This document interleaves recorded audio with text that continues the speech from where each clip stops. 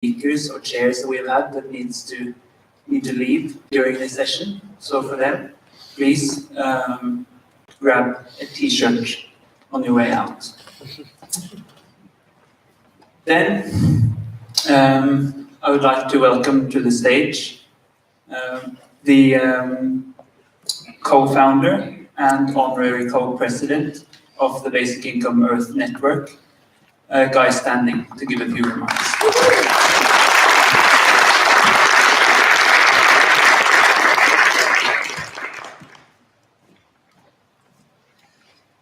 Thank you very much. I hope I will get through this. First of all, let me say a thank you on behalf of Bien for the fantastic organization of this conference. I think all of us who've come here have been immensely impressed by the organization and the facilities, and I'd like a round of applause for them.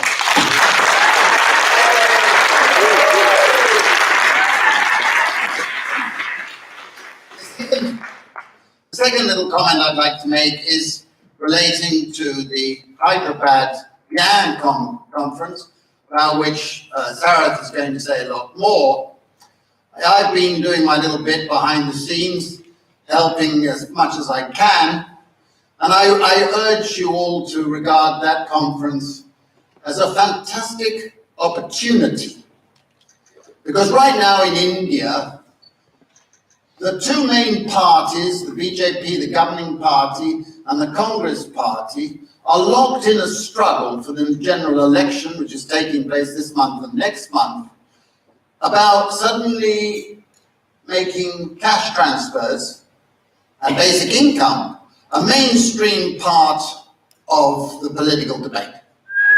And this is an extraordinary transformation, and I'm glad to think that our own pilots have played a part in stimulating this change of mood. I've just read this morning an article by a man who actively campaigned against our pilots and tried to disrupt them, sending out people to disrupt the work we were doing, claiming that we were trying to take their land. He's written an article, suddenly he's in favor. And he's a very well-known man. I won't go into his name. Sarath and I know him, and he's been a pain in the neck. But there are over 100 articles that have been written just in the last few months, in which suddenly a lot of people are saying, well, basic income would be a very good idea. And we now have the genuine prospect that by the time the Hyderabad conference is held in August, that one state of India, the smallest state, could have a real basic income being introduced. The Chief Minister has already committed to that. If they're re-elected, which we think they will be, in Sikkim, you will see a basic income introduced.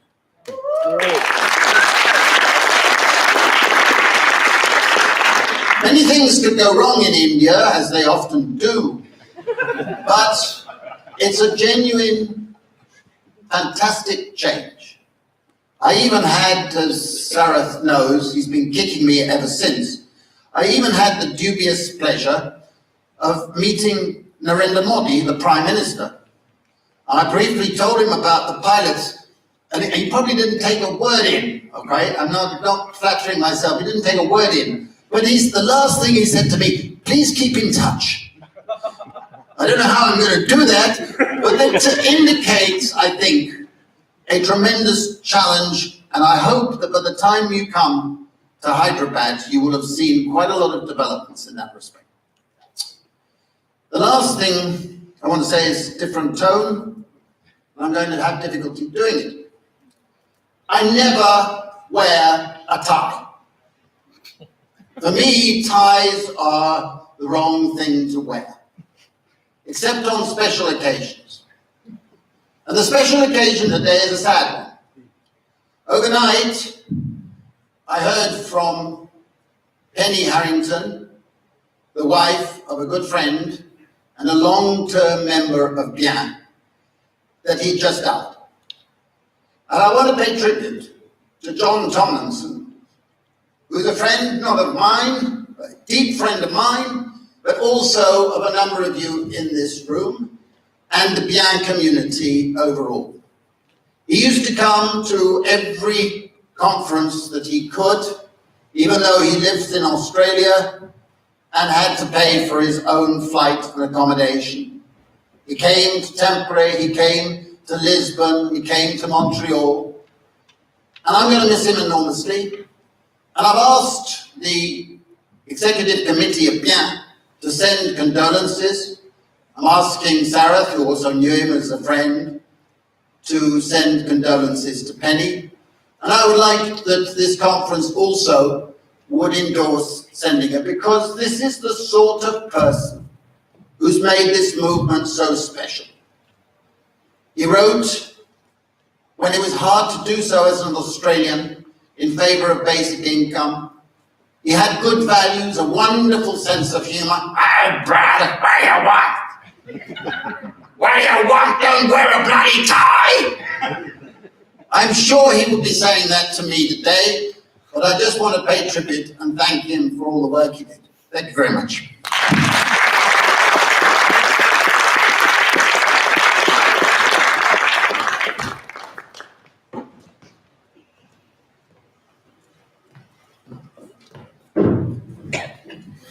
Yeah, just short, because I think everybody of you have a conclusion or summary and experiences. I just want to give my main points I got at that conference. So first, thank you again for those who made that possible. It was inspiring and it gave new impulses, and I hope this will be a nearly historical starting point for UBI in Norway. For me, it was the most interesting to see again, after I'm arguing so long for basic income, that it is always the same first questions. It's always the same what people argue when they are against the basic income. There are always some countries, they are more ahead, like Switzerland, and then they fall back, like Switzerland, and you see that worldwide. So worldwide, people considering about it, and they come to the same arguments, the same reasons, the same things that convince them, so that this proves that this is for whole humanity. This is a human idea. So that we are together worldwide. And that was proven for me here again, that people wherever you are have the same ideas about it. And all these ideas are not by a program. All these ideas arise by your own thinking. And I guess this is very new. It is not a program and you step in that and then you say what's written in the program. But all those who are going for a basic income do that by their own individual consideration. And this is worldwide. So this is for me the new time. And the second point that came to my consciousness more than ever here is that the opportunity of a peaceful revolution, what we need in all times, all time, not just at one moment, that maybe if this level of an unconditional basic income is not given for the peaceful revolution, that then really maybe we have to be threatened by a violence revolution. That this grows as more as people are depressed, as more as new ideas and goodwill is avoided, is depressed, as more violence comes up.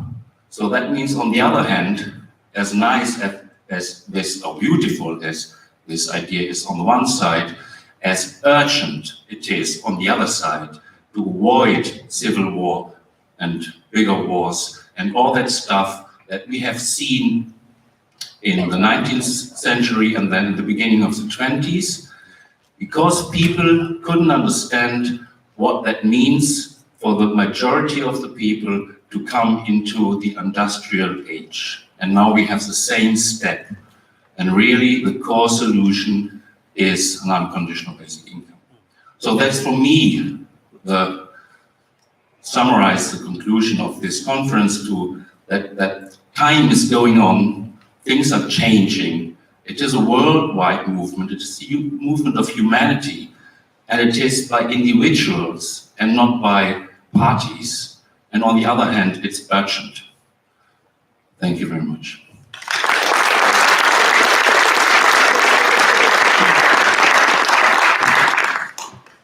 On that note, we have a small poem which has been translated to English, which is very fitting. So Torgeir Jacobsen will come and read this poem.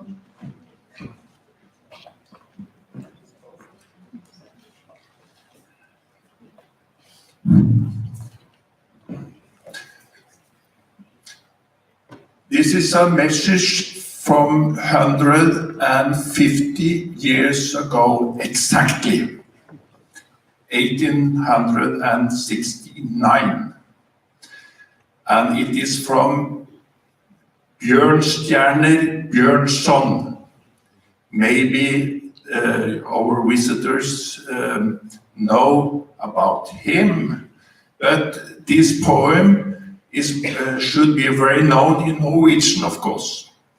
So I have tried to do this. I choose April. I take it again because I also have to say that it was a discussion about revolution or not a revolution on 2 days ago, or yesterday, I mean. So it is not a revolution, but it is something between chaos and cosmos.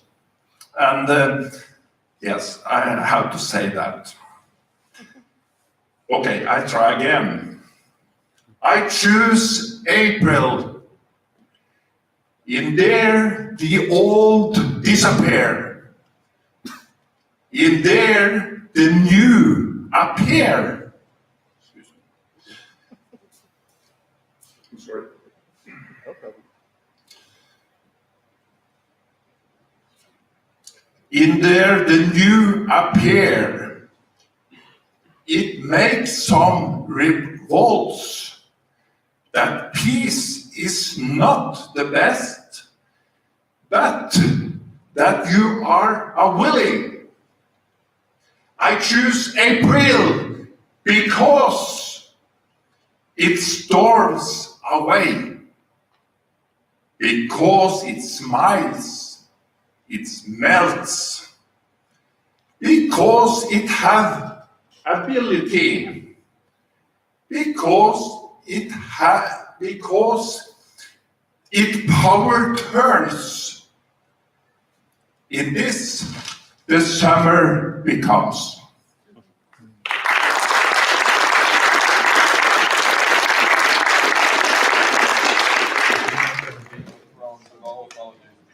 Thank you for that poem, Torgeir.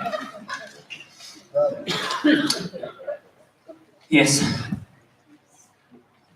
With that, it is my pleasure to introduce the current co-chair of the Basic Income Earth Network, who is also coordinating the next Congress in Hyderabad in August. Please welcome Sarat Davala.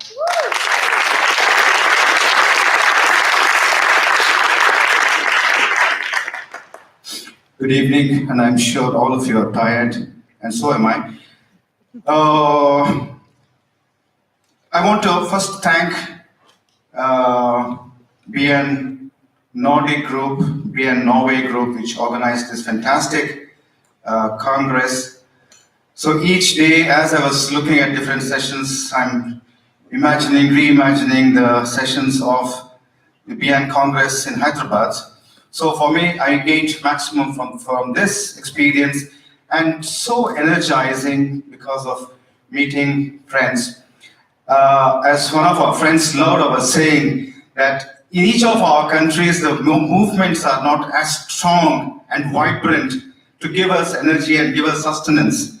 But so we depend on the international community. So it's almost like a family. It's a small, at the end of the day, we are a small village, small community. We know each other face to face now. Oh, we talk to each other on Facebook. We talk to each other on this. Yeah, I heard you on YouTube. So it's that kind of a community.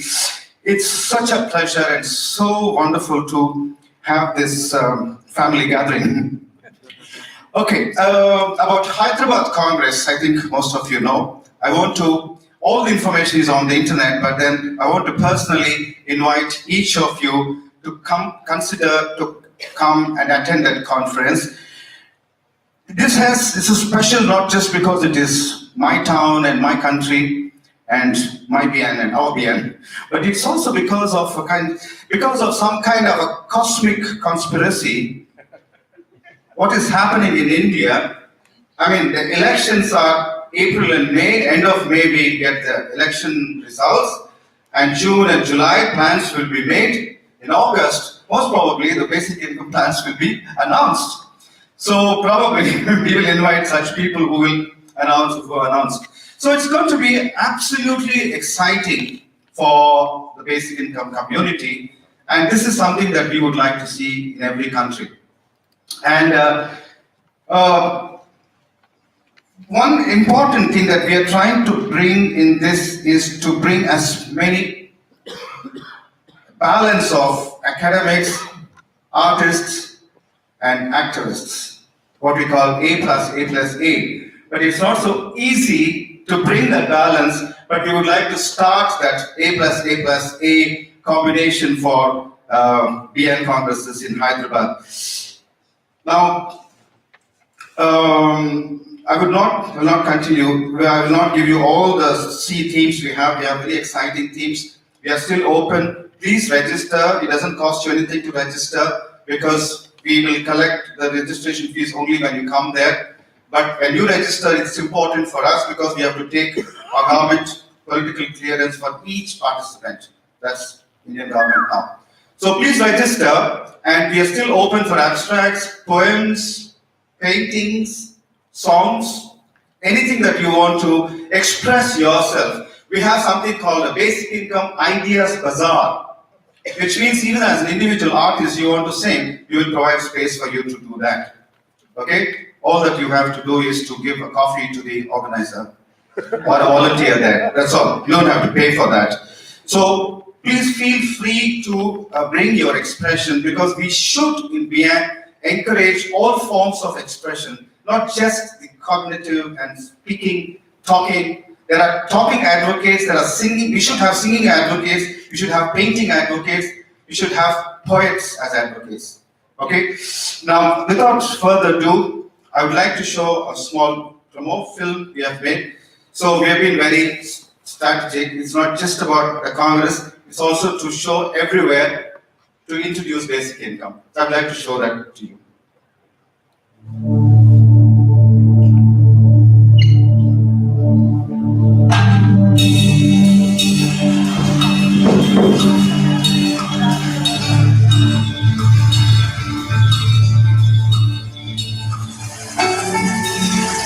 Economic inequality and income deprivation is intensifying in the 21st century.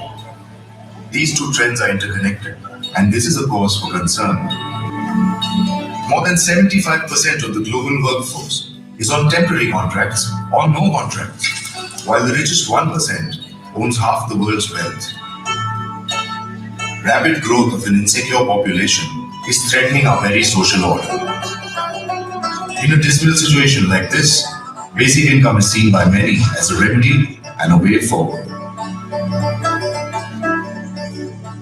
A basic income is the basic income for the basic needs. It is a sort of basis on which you can stand and which enables you both to say no to certain things, but also to say yes to certain things. It's much more good to give it free as a basic, unconditional for everybody. Basic Income European Network was established by a group of researchers at the first Congress in Belgium in 1986. From then on, an international Congress was organized every alternate year.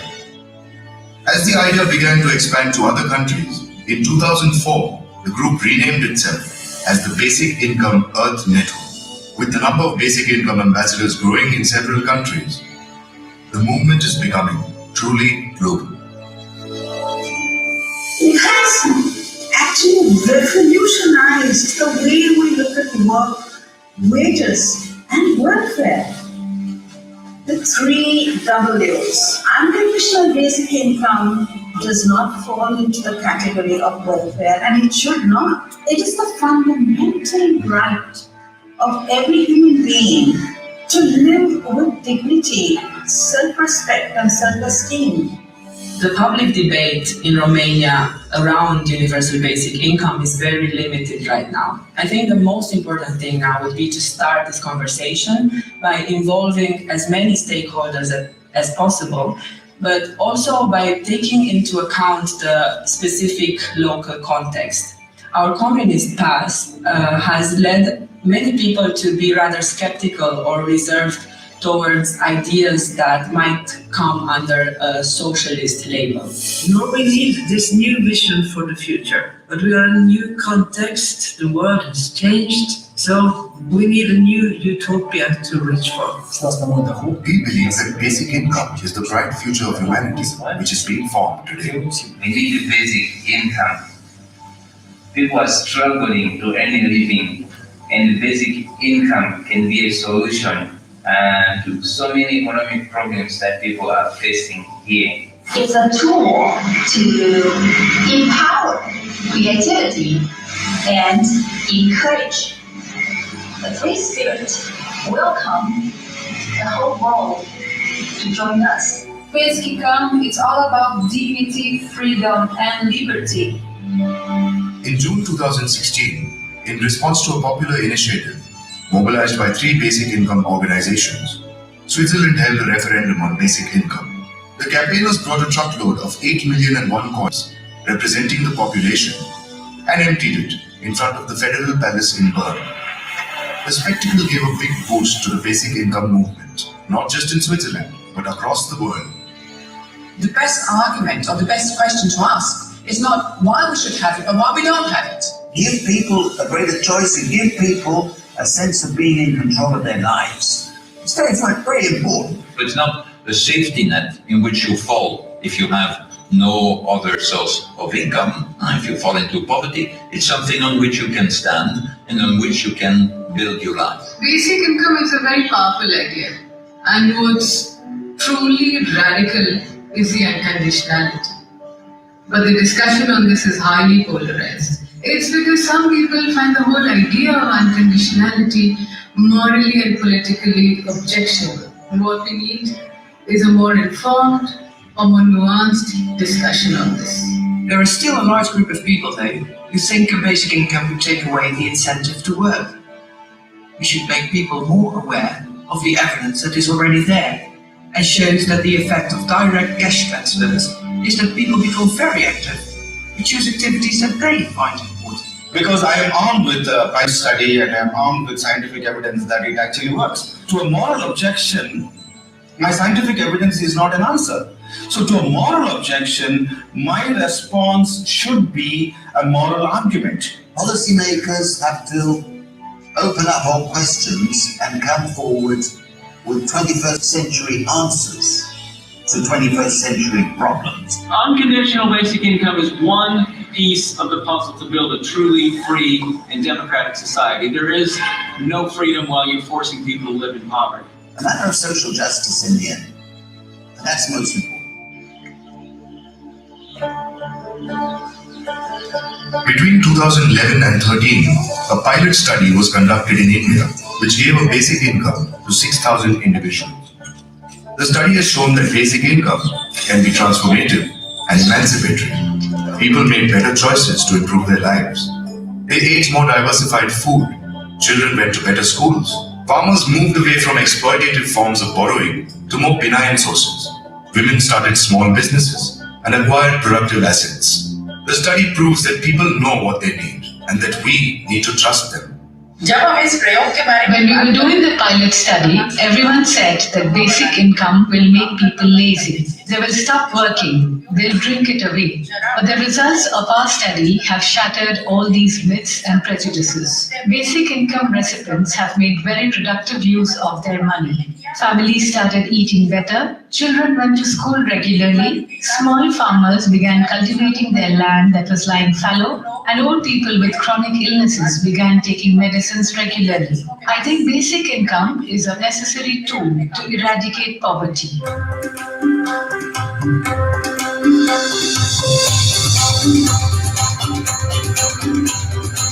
The 19th BL Congress is going to take place in India, in Hyderabad, and we are very proud to host the Congress.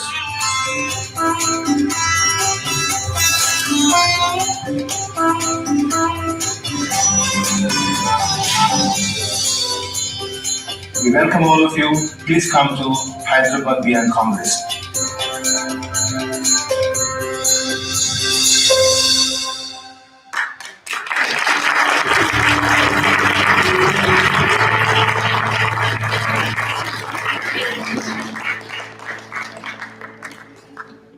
Thank you very much. I'm sorry, I'm again there.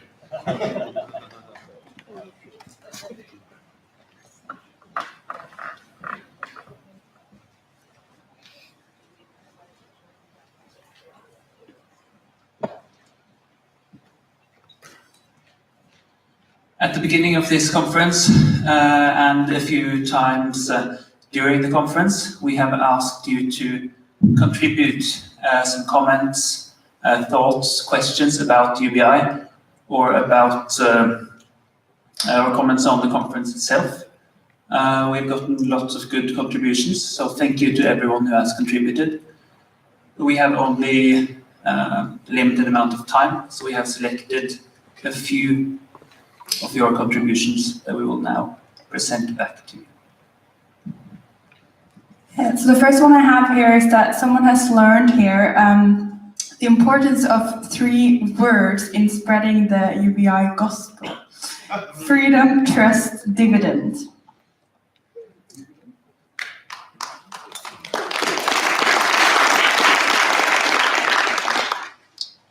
And then we have a question, rhetorical question. How do we enable all of our young people and children to make a better world in a broader sense? It's a big question, important question. And the next one is a good day does not happen by itself. Good people are needed to do good deeds. Good people need financial security and trust.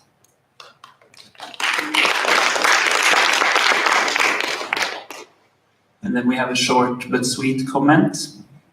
Crime will probably end with UBI.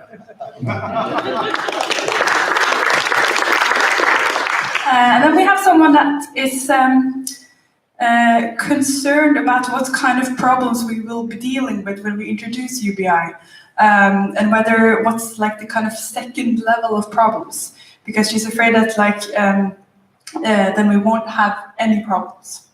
So,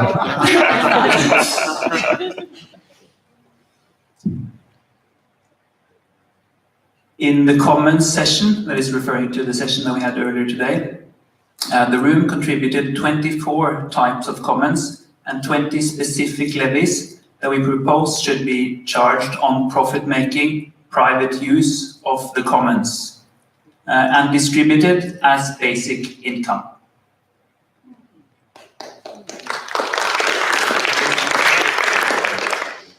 and then there is one of our she works as a social worker with the elderly, people over 60. And the thing that people wish for the most is that people around them would have more time in general. Yeah. And then the last one that we have selected is sort of a feedback to the conference, I guess.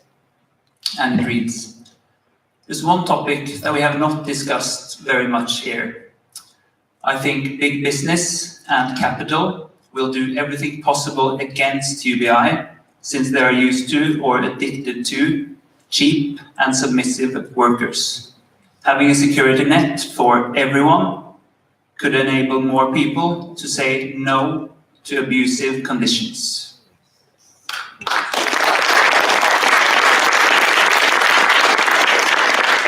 Yeah, so those were some of the feedback that we got. The next will be then Anja. It's gonna. Oh, Annie also wanted to say some words. Annie?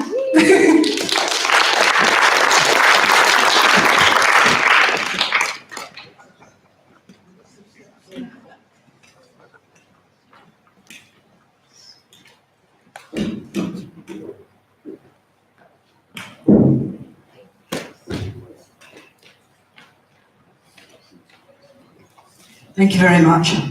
I want to speak to you because I've been working on the definition that Biang has, and I find it wanting. And this grieves me because a lot of people around the world are inventing their own definitions, and I would like Biang's to become the gold standard that everyone refers to. Now, there are two things that I'm changing. One is that the word unconditional is used in two very different senses. On the one hand, it's used about imposing behavioural conditions, and on the other, it's used to refer to categorical or circumstances that mean that people get different amounts. And I want to separate this out as a separate condition. Another change that I'm proposing is that when we say that it's periodic, that it should be paid at the beginning of the period to which it relates. This means if it were at the end, it doesn't help poor people at all, and it would be more like a negative income tax. So there's some other changes I'm making as well. Now, I put an abstract on this to Hyderabad, to Biang, and it suggested I run a parallel session.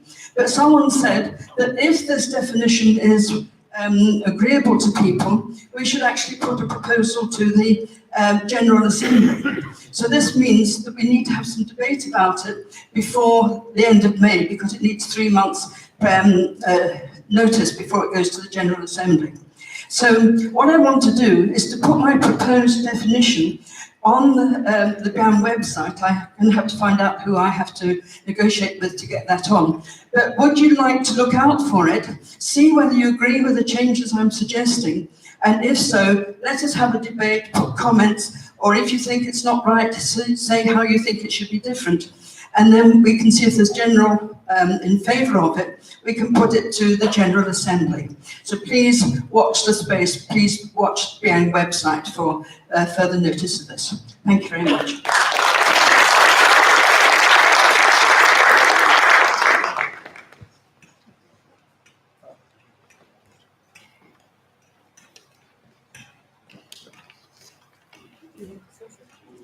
Yeah, so we're almost at the end. Anja will make some remarks, and then Lena after you. Yeah. Well, yes, I guess everyone is tired, and I will be very, very quick. But first of all, I want to call all the board of UBI Norway up here. Yeah, please come up already. I'm so proud of you guys. You've been great. You know, all done things we have not done before, and I think we made it. Yeah. Thank you.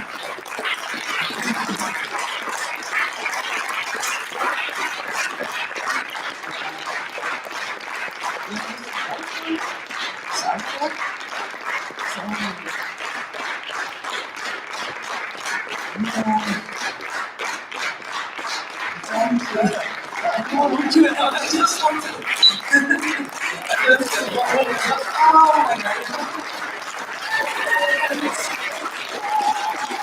Oh my God.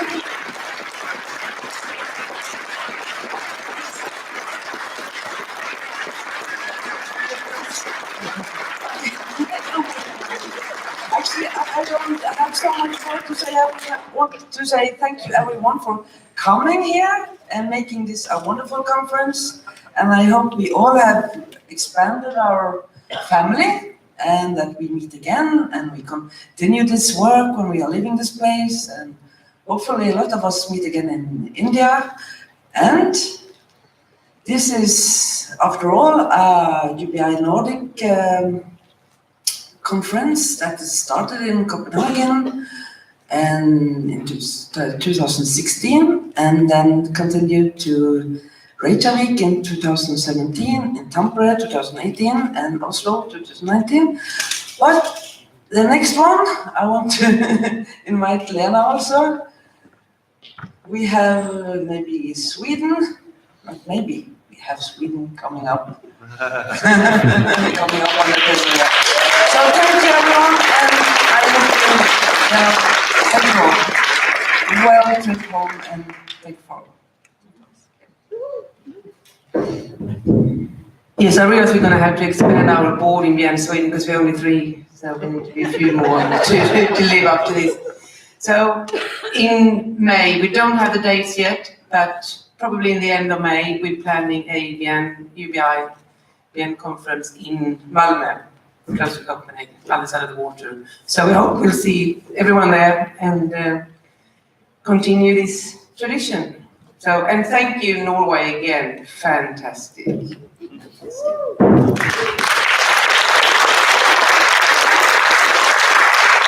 Sarah just mentioned here, can I just wait a second? Yeah, now we have actually all the Nordic countries have UBI networks, and Sweden was the last one. So, no, yeah. So now the Nordic cooperation really countries are in. Yeah, thanks. Yeah, so it's mentioned. And thank you all, and well home, everyone. Yeah.